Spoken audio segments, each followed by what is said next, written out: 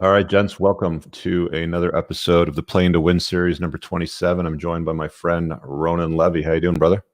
Yeah, I'm doing well, man. Good to see you. Been a long time. It's been a while since we've connected. We've known each other for quite a few years. So let me just do a quick little intro on your bio here to introduce you, because I just pasted it in the description. I know a lot of people don't read it, but an entrepreneur and a visionary, Ronan is one of the founders of Field Trip, which is what we'll be talking about quite a bit in this broadcast. Concurrent with his work at Field Trip, he's a partner at Grassfed Ventures, a venture capital and advisory firm focused on the cannabis and biotech industries, is a chief strategy officer and member of the board of directors for Trait Biosciences, a leading biotech company in the hemp and cannabis industries. And prior to current roles, Ronan, along with Joseph Hannan and Ryan, co-founded Canadian Cannabis Clinics, which I'm going to tell you about an interesting story and an opportunity that I missed out on, and CanvasRx, the latter of which was acquired by Aurora Cannabis Incorporated, New York Stock Exchange, ticker ACB, in 2016. After which he served as Senior Vice President, Business and Corporate Affairs for Aurora, a lawyer by training. Ronan started his career as corporate lawyer at Blake, Cassels in Graydon and legal counsel at CTVglobemedia. Holds a Juris Doctor and a Bachelor of Commerce degree, both at the University of Toronto. What's up, brother? How much? Shit, that's a mouthful. I got to shorten that down. That's for sure. You got a way more impressive bio than I do. I'll tell you that. So I don't know about that, but I appreciate the compliment. So let's kind of do like a little bit of a Batman origin story, because I like to introduce a lot of the characters that I put on this Playing to Win series. And we didn't have a lot of time to talk, Ronan and I, before kind of leading up to this, because we're texting on some other stuff that we're working on together. But I thought it would be a great fit for him because of the way that he lives his life. I've often talked to you guys about playing to win versus playing not to lose. Did you ever do any work with Fireweed and Colin Collard? No, I haven't. No. So Colin introduced us when he was tearing us apart at a retreat that I was at with a bunch of guys from EO who you'd all know, excuse me. This concept of in life, you either play to win or you can play not to lose. And it might sound like the same thing, but they're two very different behaviors. So I like to bring guys onto this playlist, onto this stream, to really talk about how they play to win at life. And you're just one of those top shelf guys that just seems to knock it out of the park, one venture after the other. Thanks, man. Appreciate that. I first met you at an EO event. I don't know when it was. It must have been like 2011 or 12. I think it was at the Brickworks or something like that. And you were talking about how do you utilize lawyers better in your business? Yeah. I think I remember that. I don't remember much these days, but I do remember that session. Yeah. And one of the big takeaways that I got from that, which I've shared with a few friends since, was a lot of what happens in business is you'll get these notices in the mail from another company, another organization, entity, whatever, that wants you to change your behavior. They want to force you to change what it is that you're doing, usually in their interest, but they don't want to go so far to register a claim in court and force you to do it through the court system. So they try to scare you with a letter. And one of the things that I learned from you that day, which I've used quite a few times, and it saved me money probably at least 6 out of 7 times. You just run it through the shredder. Yeah, that's exactly right. You basically said, look, if it's not got a registered claim to it, don't waste your time, because they're not serious about it. Don't even respond. Right. Yeah, that's exactly it. It's a philosophy. I mean, like, listen, I had to learn it. I'm a lawyer by training. So it's interesting. I mean, the way you describe it as like playing to win versus playing not to lose. It's like most lawyers, I'd say 95%, if not more, are playing not to lose. They're trying to minimize risk, avoid, confrontation, try and settle things as quickly and easily as possible, which certainly there's rationale for in certain circumstances. But, if you're starting from that position, you're always starting from a back foot, right? So always go in aggressive. The most important thing, especially when it comes to the law, is that there's the letters of the law of what you can and cannot do according to, whatever's been legislated. But the truth is we don't live in a world where if you break the law, you're immediately penalized, right? Maybe we'll get to that one day. Maybe we'll live in Minority Report. But in the meantime, we live in a world where there's a lot of gray area between how the law is written and how the law gets enforced, or how the rules get enforced. Doesn't necessarily mean to be a law. And if you're willing to play within the boundaries of those two lines, there's a lot of opportunity to really do cool things, grow businesses, take opportunities, position yourself for success, as opposed to just trying to avoid a fight. Yeah, really intelligent approach to dealing with business strategies. Like, how is your legal training, like operating as a lawyer, affected you as a entrepreneur? Because I mean, you think and act a lot differently than a lot of lawyers that I know, and you think and act a lot differently when it comes to your approach to life and business, when it comes to business too. Like, do you see it as an advantage, obviously, or?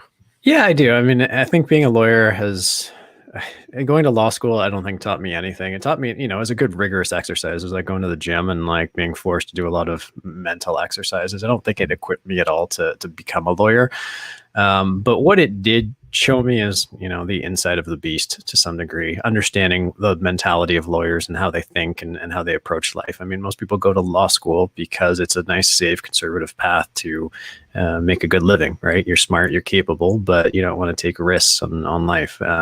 And so you go to law school by and large, and listen, there are some happy lawyers. I would say most lawyers are not terribly enthused with their careers, but it's a comfortable path, and for some people that's fine. If that's the path you want to go on, but there is typically a personality around most lawyers, and so when you realize that their approach is going to be pretty consistent, which is follow the rules, do it the right way, follow the process.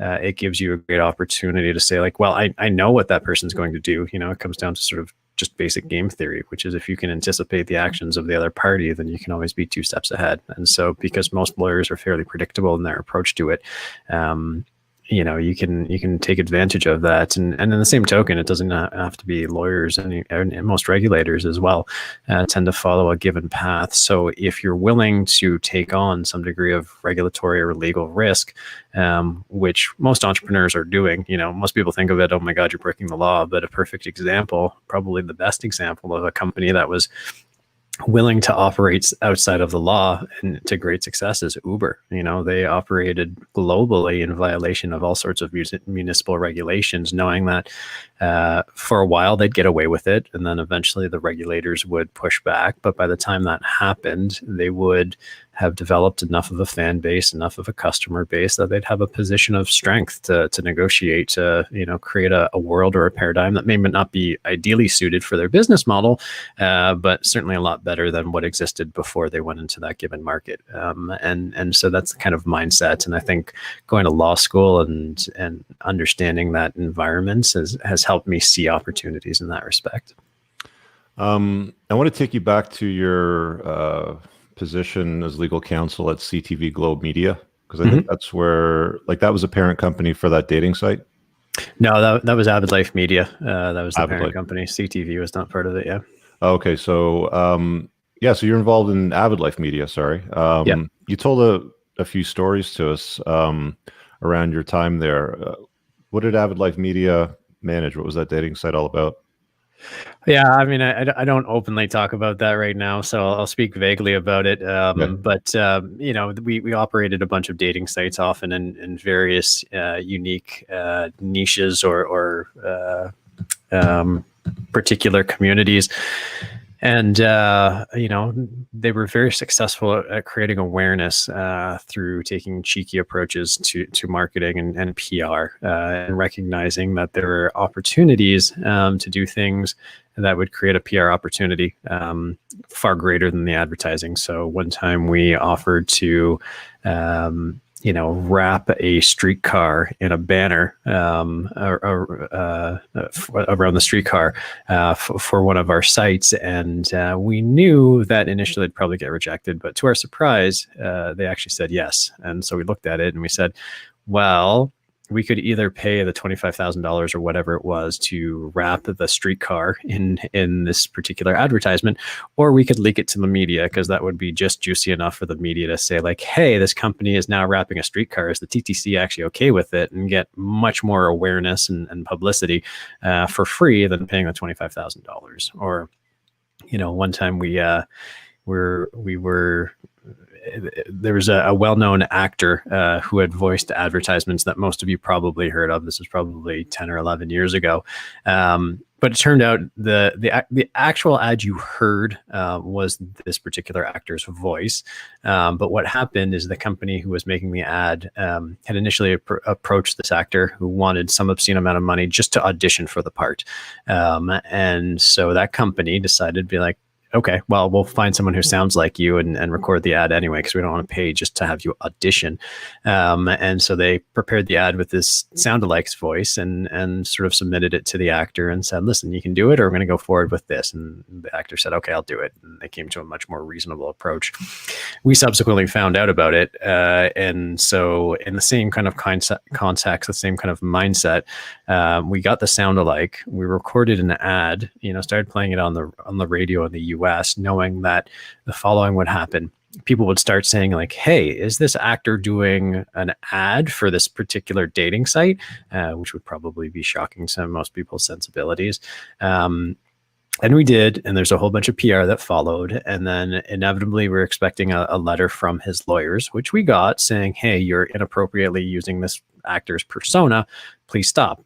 And so we did. And we got millions of dollars worth of free publicity and PR with no consequence, because we knew the letter would come, we would stop, and then it just doesn't make sense for people to litigate beyond that because it's too expensive. There's no guarantees in litigation, and so it was a great cheeky opportunity to create some awareness. Now, with hindsight, at the time it seemed like a great idea. In hindsight, I'm kind of come to the place where it's probably not fair or appropriate to use someone's identity in that way to benefit yourself. But these are just examples of things you can do to, push boundaries. Or another good example is we would always offer to sponsor, major events, and then we would get rejected, or we would just leak the fact that we're putting in an offer to sponsor a major event to the media. And then you'd see it in the news the next day that this dating site is offering to sponsor the Super Bowl or the World Cup or whatever it was. And again, knowing that we were taking risks, we were wading into regulatory gray zones, but there was really no consequences that would come back to bite us at any point. So we took advantage of those opportunities. Yeah. And like, it's starting to sound a lot like what Ryan Halliday did with, with his career with that clothing company. I can't remember what it was. I think it was American Apparel. Yeah. Apparel. Yeah. Yeah. Yeah. Very, very clever marketing strategies. And you kind of have to, when you're getting started in business and you don't have a network, you don't have connections, you kind of have to be more innovative than any of your competitors if you want to get a foothold in it. And you've done that time and time and time again. To kind of share that story about Canadian cannabis clinics and CanvasRx. I remember you came over to my office with your partner at the time with a investment deck to put some money into that when you guys were just starting to raise your first rounds of funding. And it was the same week that I had another lawyer come into my office, try to buy my book of business for cents on the dollar. I think you know who I'm talking about. Yeah. But I looked at that, I was like, dude, they're not going to approve this, man. They're not going to legalize weed in Canada. That's not happening. Here we are in 2020. It's like fully legal. You can buy whatever you want from, like, the government is now the drug dealer. Yeah. You came up with this concept of kind of cracking the legislative code that was coming through the pipelines for the approval for medicinal use. And embarrass me here, but I know all the information's public, but obviously I passed on the opportunity as an early investor. And, you sold to a much larger corporation, Aurora Cannabis. How much did I lose out on? You must have walked away with a triple, quadruple, even larger digit multiple, right? Yeah, I'm not so good at doing the math in my head, but you would have invested at a $6 million valuation. I think you were talking about maybe investing, let's say $100,000 at a $6 million valuation. We sold the company for a purchase price of $37 million. So there's a six-bagger right there. But the thing is that a big chunk of the purchase price was paid in Aurora stock at 40 cents. Over the next 2 years, Aurora went from 40 cents to $16. So that's another 20 bagger on top of that. So your $100,000 could have turned into a lot of money is Yeah. what it boiled down to. And in that case, to be fair, it wasn't that I was, I didn't, it wasn't a legal kind of analysis. I just kind of saw where the trend line was pointing, which was cannabis was becoming ubiquitous. They had essentially created a program where they were creating these large corporations growing cannabis. Once you create that kind of capital markets dynamic, it's going to be hard to turn back the engine. That was the insight there. I think, one of my, and it has nothing to do with being a lawyer. I think I've been gifted with an ability to see where trend lines are going by and large in the future, and getting in front of that. And certainly, from cannabis to now field trip, that's one of those things which was, this is going to happen. Most people don't realize it was going to happen. And for a long time, I wasn't convinced, but then certain things fell into place. And now, I guess that was 6 years ago, we met in your office, and we're on the cusp of legalizing cannabis. And 6 years later, we're on the cusp of legalizing psychedelics as well. Which is crazy. 7 years ago, I never would have guessed we'd be sitting in this position. But no, I was sitting there going, this is not, I just can't see this happening. I just can't see them allowing, the Canadian population to just, recreationally. I mean, even at the time you were talking about medicinal use, which had, proven peer reviewed benefits, it existed. Right.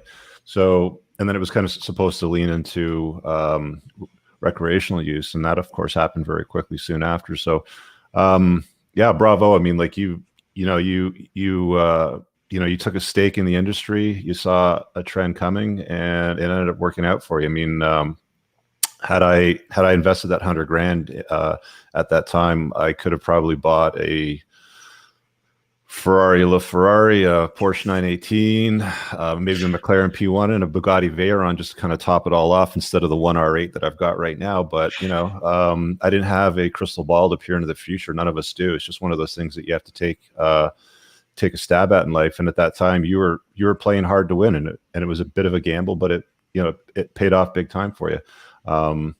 Thankfully with the organizations and some of the guys that, we've all talked to and, been at men's retreats and groups with, I also made some subsequent investments that still caught the top end of the trend, and made some money there as well. But talk a little bit more about the new business that you're running, Field Trip Psychedelics. I know that it's been a couple years in. Full disclosure, I am an investor. I didn't become stupid this time and pass up on it. So I've gotten in on rounds of funding. But talk a little bit more to the audience about what Field Trip is and what it plans to do and what's all happening there. Yeah, I'll kind of tell the narrative. So we started Canadian Cannabis Clinics and CanvasRx. We sold that to Aurora in 2016.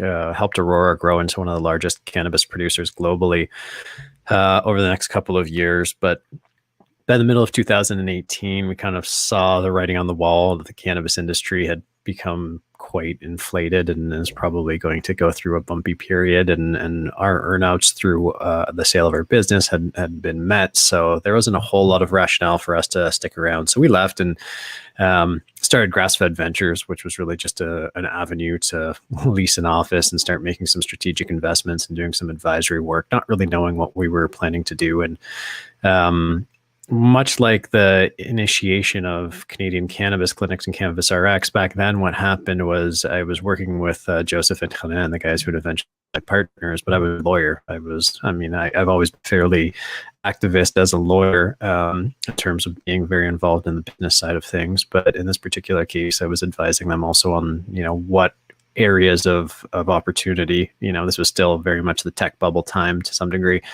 Startup mania was in full effect, and I was trying to guide them into different directions. And then, they after one meeting where we reviewed a whole list of opportunities, I was putting my coat on. Apparently I said all of the opportunities they were considering were terrible. I don't remember being so brash, but it's possible. They said, well, there's this one other idea, the laws around cannabis are changing and there's an opportunity to do something with cannabis. And they're like, but it seems so sketchy. Cannabis is so sketchy. And I was like, guys, I'm a corporate lawyer, which don't have the best of reputations. I worked for this dating company, the aforementioned aforementioned dating company. And I had also started my first business, which was a cash for gold business, which also doesn't have a great reputation. And I'm like, if this is legal now, cannabis is the best opportunity I'm ever going to see. You don't see a multi-billion, if not trillion-dollar industry go from black market to perfectly legal almost overnight. You guys got to do something in the space. And if you don't, I'm going to do so. And so I cajoled them for a while. And then eventually we kind of all joined forces, and that became CanvasRx and Canadian Cannabis Clinics.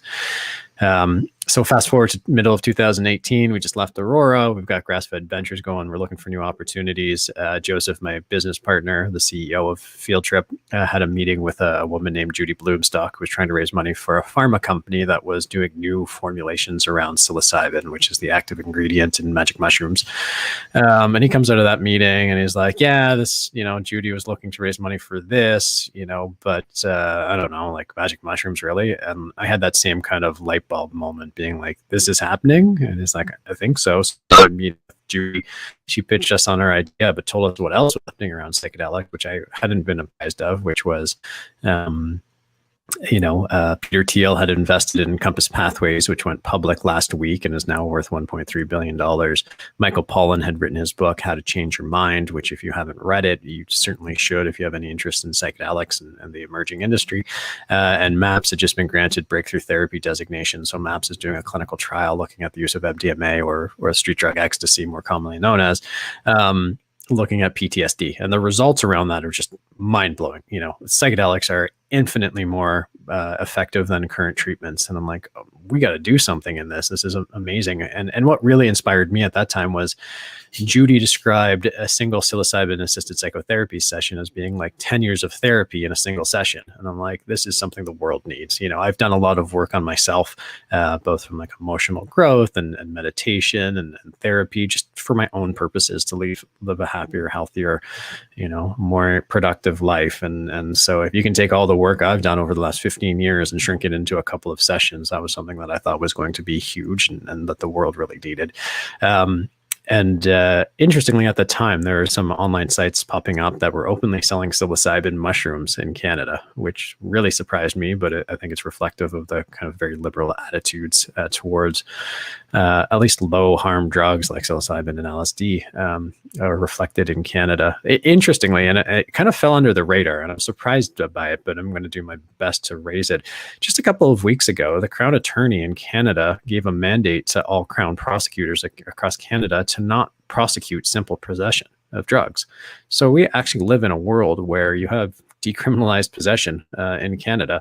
No one's talking about it, but that's a pretty interesting evolution of our society, that possession of drugs is essentially no longer criminalized. I mean, it's still technically illegal, but if they don't enforce it, going back to some of the first principles we were talking about on this conversation, you got to query whether it's actually still illegal or not. But anyway, at that time, we kind of looked at it. We realized that psychedelics, the research around psychedelics was incredibly persuasive, much more persuasive than you see around cannabis.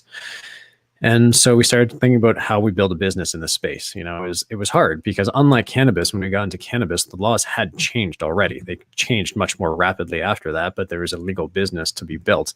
With psychedelics, the laws hadn't changed and still hadn't changed, but with some determination and the benefit of some time and a lot of conversations with people like Rick Doblin and Michael Pollan and the folks at the Beckley Foundation in the UK, we kind of eventually formulated the initial skeleton of a business model, and that became Field Trip. And so what Field Trip has become is the world's first vertically integrated company in psychedelics and psychedelic-assisted psychotherapy. We're really trying to be at the forefront of the development and delivery of psychedelic therapies, and that involves building out a clinical infrastructure. So right now we're in the process of building out Field Trip Health psychedelic hubs that will deliver psychedelic medicine. It's not typically known as a psychedelic, but it is actually a psychedelic molecule, that ketamine, which is legal and prescribable in North America, exists and can be used in psychedelic therapies. And so our clinics rolling out right now are providing ketamine-assisted psychotherapy, but the business rationale is really to position them such that when MDMA or psilocybin get legalized or approved, we'll be right there and we can just turn on that engine. And certainly there's going to be a lot more interest, I think, in psilocybin and MDMA than ketamine, but that's actually quite shifting. But then we also decided to get actively involved in cultivation of psilocybin producing mushrooms, at least on the research side of things, through a partnership with the University of West Indies, where we're building the world's first research facility studying psilocybin producing mushrooms, as well as embarking on our own drug development efforts through, the classic FDA Health Canada approval pathways with our first molecule, which is FT104, kind of an unsexy name, but what we did is we looked at the known, still illicit psychedelic molecules, assessed if there are ways to improve them to deliver differential or preferential experiences, and did some work with chemistry and came up with FT104. And so that's in the early stages of drug development as well. And so we've got ketamine approved for medicinal uses for psychotherapy treatment. How far away is psilocybin from the same sort of approval? Yeah, I should be clear, just so everyone's talking on the same language. Ketamine is approved as an anesthetic. It was approved in the 1960s. It's incredibly safe when used in the right therapeutic context.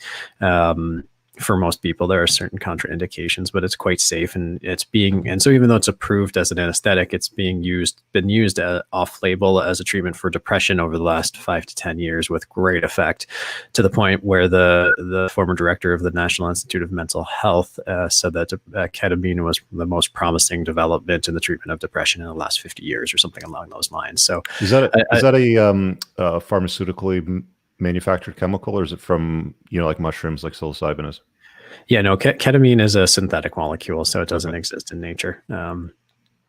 So it's legal and prescribable. It's actually quite commonly prescribed if you have a kid and your kid breaks a bone and goes to the emergency room. Often doctors will give ketamine as an anesthetic to help manage the pain. So that's kind of the safety profile associated with ketamine.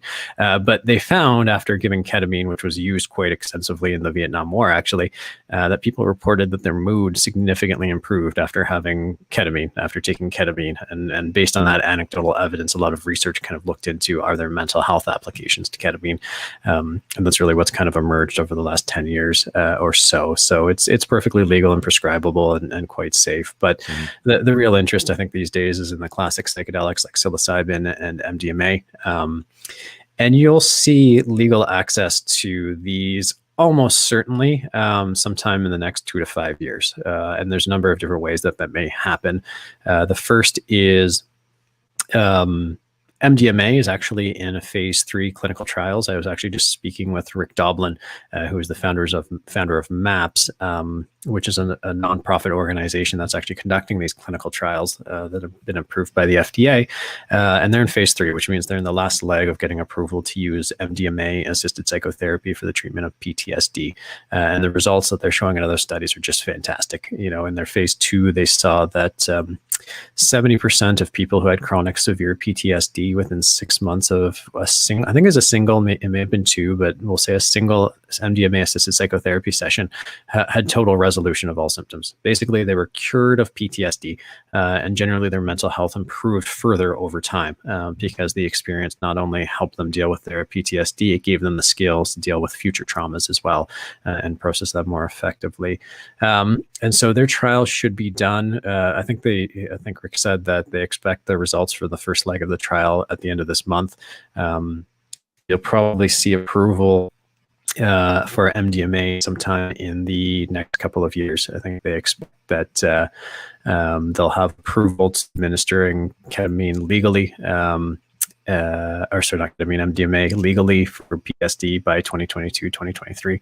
There are also clinical trials underway right now. Compass Pathways, which I mentioned earlier, is in phase 2B of their clinical trial, and they expect that, assuming it goes well and based on all the anecdotal evidence out there, it's going to, they expect to have approval for using psilocybin for treatment-resistant depression by the end of 2025, 2026. So that's the sort of FDA drug development pathway, but that's not the only thing that's in motion.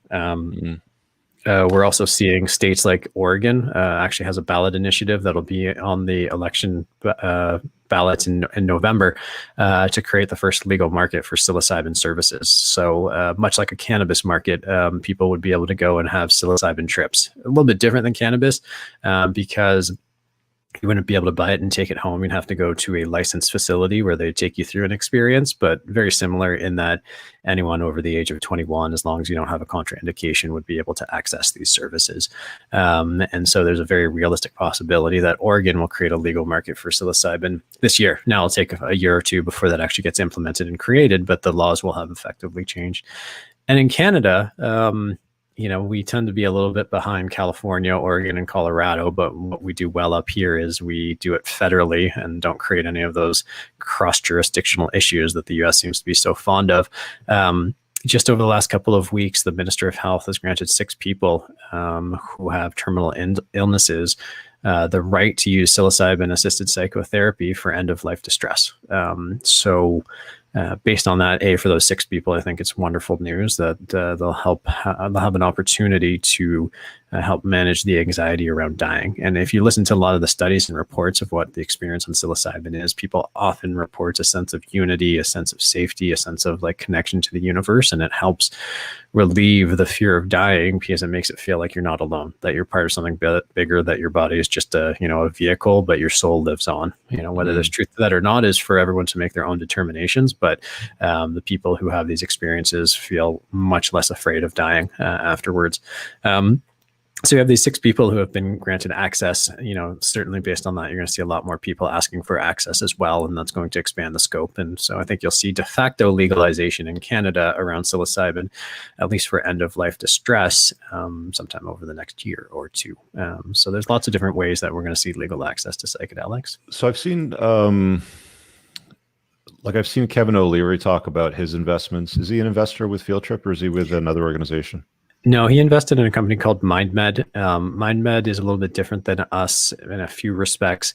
One is they're just drug development. They're not interested in the delivery of care, which we are. And then at least their primary focus is on a molecule called 18MC, which is, there's a big debate within the psychedelic industry and the psychedelic community as to whether you need the psychedelic experience to actually get the results you're looking for, or whether, just the molecules, the drug interaction with your neurobiology is enough to achieve the effect. And so 18MC is actually a form of ibogaine, which is a psychedelic derived from a plant that grows in West Africa. But it's stripped out. It differently than I've heard it. I've heard it pronounced as iboga. Yeah, iboga, okay. I think ibogaine is the actual molecule. Iboga is the tree, I think. Okay, got it. But 18MC strips out the psychedelic experience from it. So the thought is you could, in MindMed's particular case, 18MC is being used for the treatment of opioid addiction, but you won't have a trip. You won't have to spend 8 hours in a room going through the experience.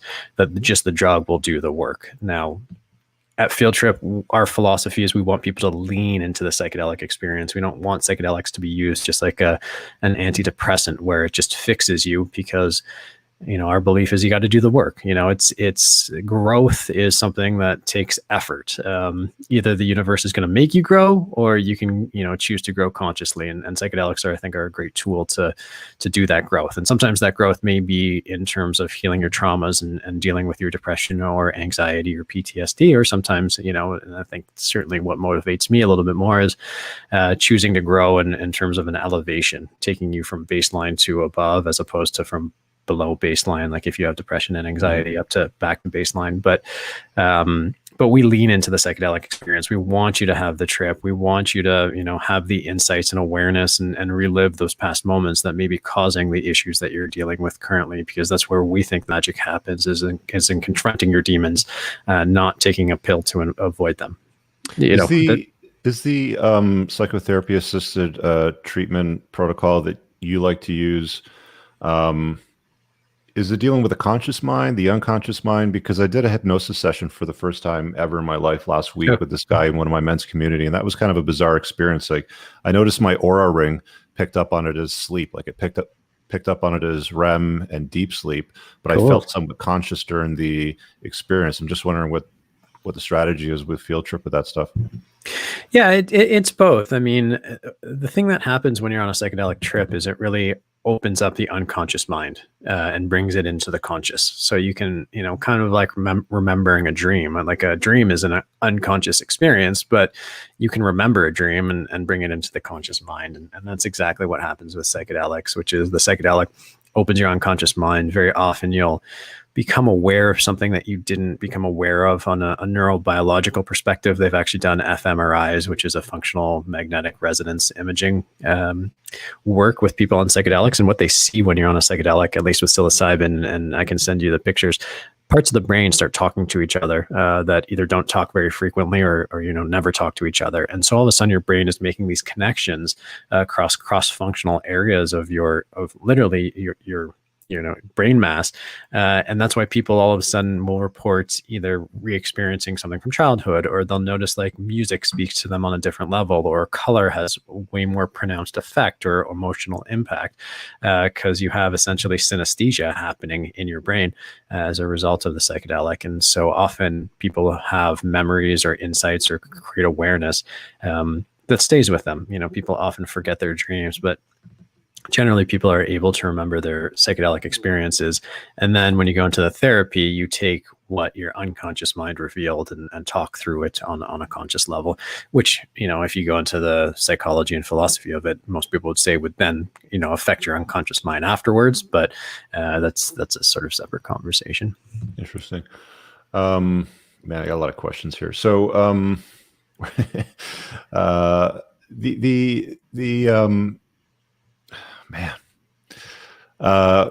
let me start with this. So I talk to a lot of guys with the regular content production that I put on my channel, because one of the things that kind of pivoted me with what I was doing, I remember when I was talking to you, about setting up this channel, I think it was 2014 that I did, you're like, yeah, what are you up to? And I was telling you about the channel, and I was probably around that time just hanging out with entrepreneurs in the rides and just kind of interviewing them, sort of thing.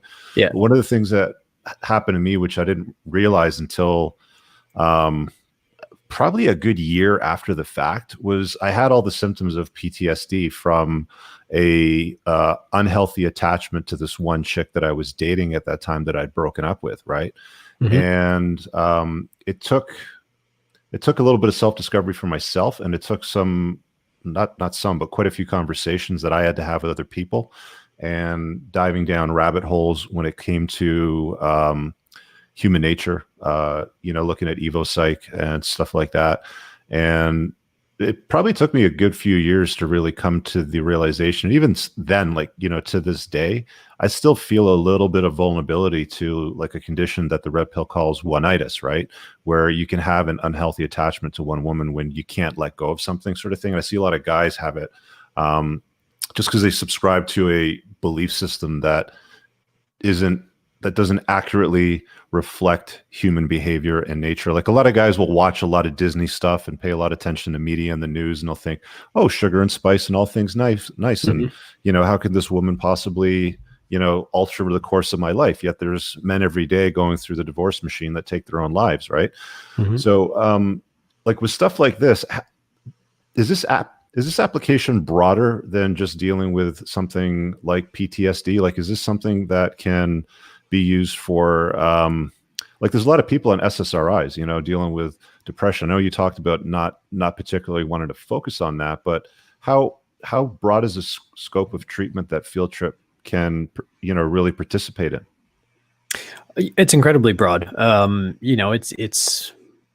It's a little bit of science, but it's a little bit of terminology, which is, in your particular reference, it's like, yeah, you had PTSD. Most people think about PTSD as being something associated with veterans, but any trauma experience can create its own instance. They talk about how in the community and this current scientific belief is that there's no such thing as a bad trip. If you grew up in the 80s like I did, or earlier, you probably watched all sorts of like dare to not do drugs videos, and this is your brain on this is your brain drugs with a frying pan with the eggs. Yeah, exactly, and all that kind of stuff, or like people jumping out of windows, scared the shit out of everybody. Yeah, exactly. People jumping out of windows after doing LSD and all that kind of stuff. Yeah. And listen, the truth is like that did happen. It didn't happen with nearly the frequency you would think. based on what we were taught, but there are risks. There's powerful molecules, but generally the belief is that there's no such thing as a bad trip per se. There are hard trips and there are easy trips. Easy trips are exactly what you'd expect, wonderful colors, feelings of love, unity, all of these positive emotions. And there are hard trips that can get dark and scary and challenging. And really challenge your sense of self-identity.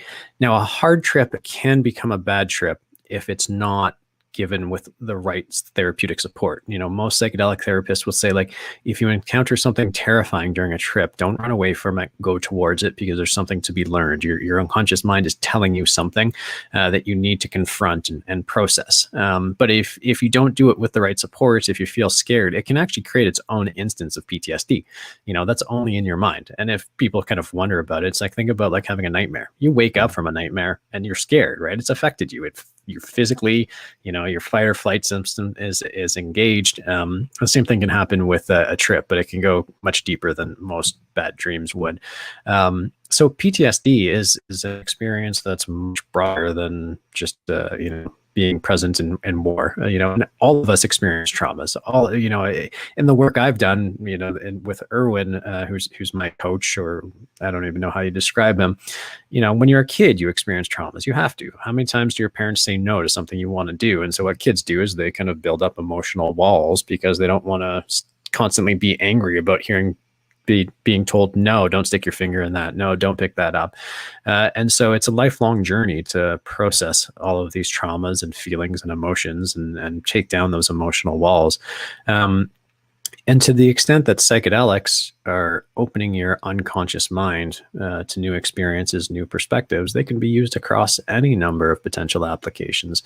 And within our clinics, we're somewhat restricted jurisdiction by jurisdiction because of guidance from the colleges, but general rule is within field trip, we'll treat any form of mental health condition, ranging from the most severe treatment-resistant depression to people who just have adjustment disorder or dysthymia, which is basically they're feeling low, they're feeling sad, and they can't seem to bust out of it.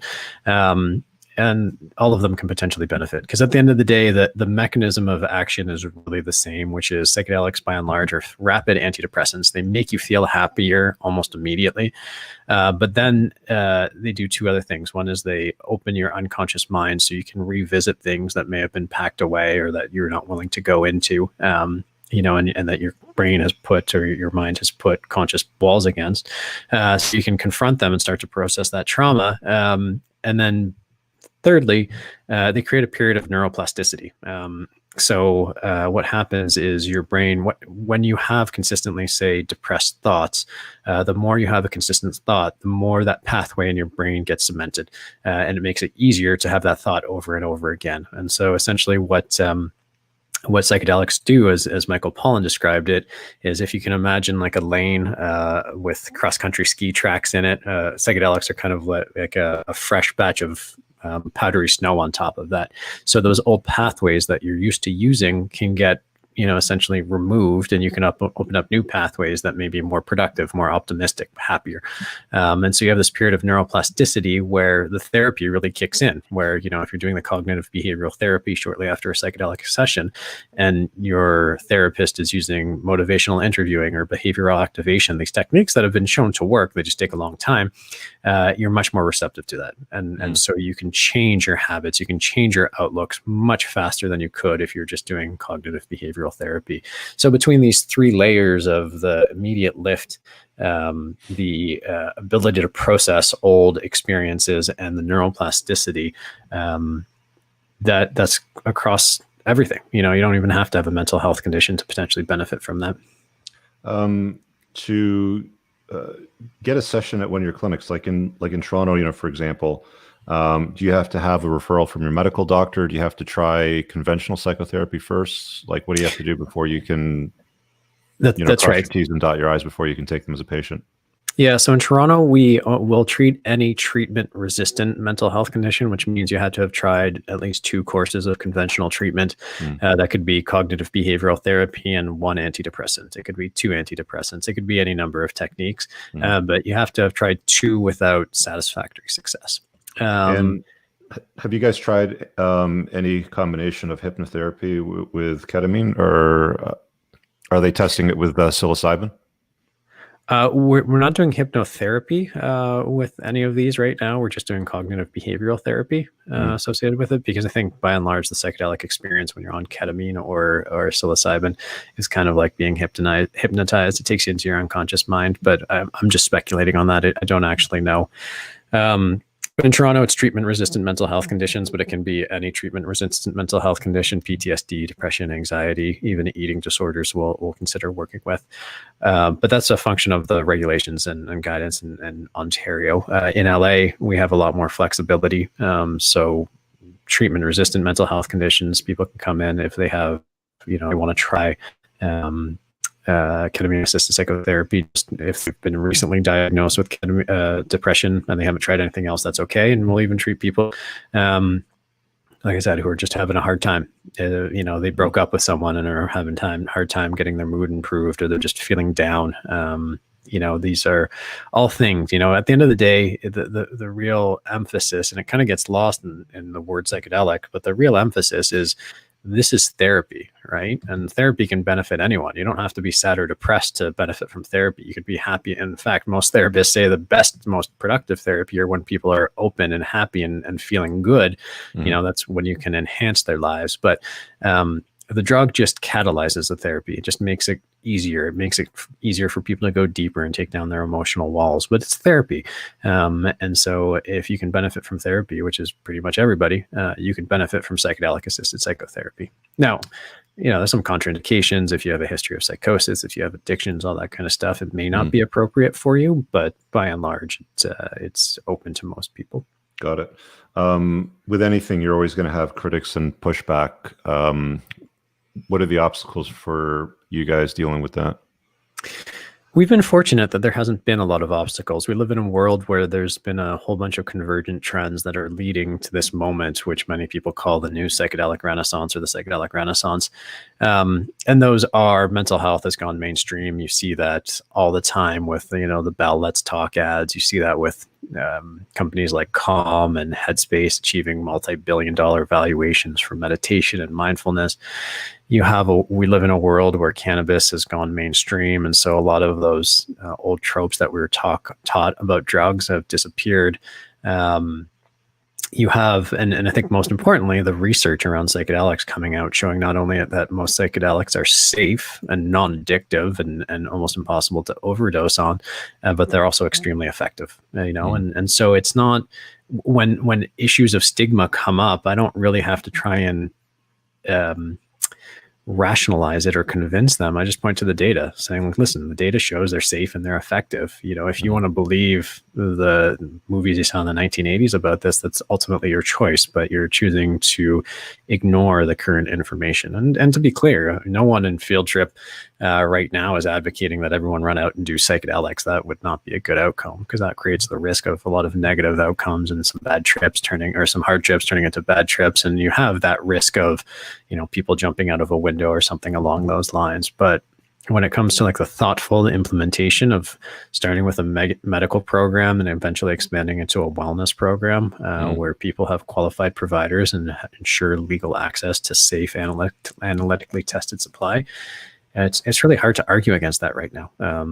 It's just the evidence is too persuasive and the need too urgent. I don't know if you saw, but there's a study that came out of, I think, California, saying like 1 in 4 millennials had contemplated suicide during like the pandemic. It's like we have a real mental health problem. And when you look at the current treatments, they just don't work. They work for some people, and I don't want to diminish that. Like if you have benefited from using antidepressants, that's fantastic. But for the majority of people, they don't work. People, the antidepressants have a 75% non-adherence rates, which means people stop using them within 6 months of starting, not because they're better, but because they found the side effects to be too intolerable or they saw no improvement. The side effects with SSRIs are brutal for most people.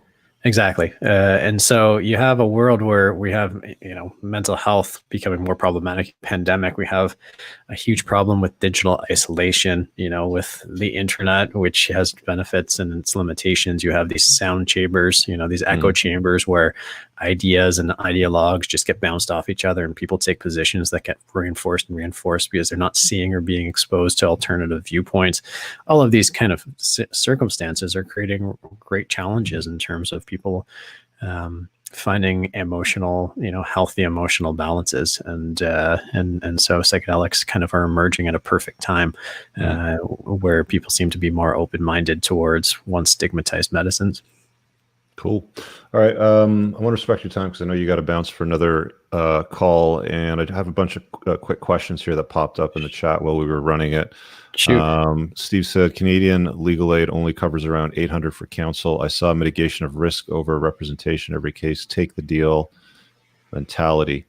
It's more of a statement than a question, so let's skip over that. Thanks for that, Steve.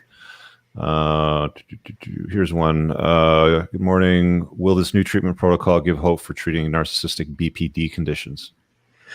Quite possibly, yeah. I mean, I don't know specifically around that particular condition, so it's hard for me to say. But again, the general kind of mechanism of action of psychedelic therapy should treat most mental health conditions, because most mental health conditions do arise from some degree of emotional or mental trauma at some point in their lives that haven't been addressed or rectified. And so to the extent that's true about narcissistic BPD, it would make sense that these treatment options are potentially beneficial. All right. And just some feedback there. Loving the show. The ketamine churches. I've not heard of that. What's a ketamine church in Toronto? I don't know about ketamine church, but I know there have been 5 or 6 churches in Canada that have been given the same exemptions as have been given to some ayahuasca churches, or churches have been given a right to use ayahuasca as part of their sacraments. Okay. So maybe it's the same thing. All right. Ketamine churches in Toronto definitely hold promise for progress here in Canada. Richard, proven time and time again, you need to be on the Joe Rogan podcast already. Great discussion. Well, reach out to Joe and tell him to call my people, man. I'll join you on that. I'd love to be on the Joe Rogan show. Yeah, there's lots to unpack there. 2 bald guys with beards. Let's do it. So just real quick, just to wrap up before you go. So where can people learn more about you, Field Trip, if they want to become an investor? I know you guys are planning on going public soon. Yeah, we're listing on the Canadian Securities Exchange next week. October 7th should be our first trading day. That may slip a day. But if you want to find out more about the company, go to meetfieldtrip.com. That's our investor relations corporate site. If you're interested in treatments, go to fieldtriphealth.com. That has all the information about our clinics. We have clinics in Toronto, New York, and LA right now. Chicago is in construction and should be open next month. And then we have 2 more clinics that should be up and running before the end of the year. We haven't disclosed the locations yet. And just being sensitive to soon being a public company, I got to disclose it through a press release as opposed to right now. But you'll see more and more. We're hoping to scale up to at least 75 locations across North America before 2023, 2024. Cool. All right. Well, appreciate that. Hang out for a couple of minutes, when we get off the air, just so I can talk to you a little bit more about some other updates on the business side. Okay, cool. Ronan, thanks for joining me, guys. Make sure you hit like if there's somebody that needs to see this or you want to learn more about Field Trip or Ronan, check them out. Also on Monday on the Before the Train Wreck show, I've got John coming on, who's the guy that was the ex-husband of that woman that was the pastor turned stripper turned OnlyFans thottery. So he was at the Rollo last night. I talked to him this morning. We're going to put him on Before the Train Wreck and see if we can reverse engineer the train wreck that happened in his life and get some clarity for him and for you guys. Thanks for watching, guys. Ronan, appreciate it, dude. Of course, man. Thank you.